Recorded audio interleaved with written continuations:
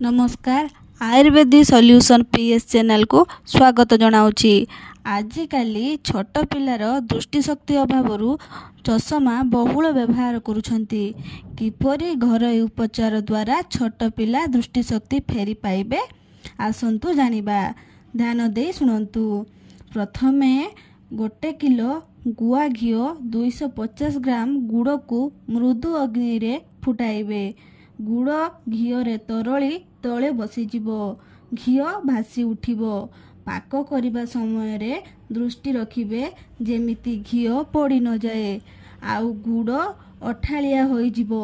सेते बेले घी गुड़ अलगा करि देबे। से घी को भात सहित पिला को खाइबा पई देबे। एही घी खाइले पिलार स्वास्थ्यर उन्नति हेबा संगे संगे दृष्टिशक्ति तीव्र हबो। एही भिडियोटी भल लागिले शेयर करिवे एवं सब्सक्राइब करिया पई भूलिबेनी। Thank you.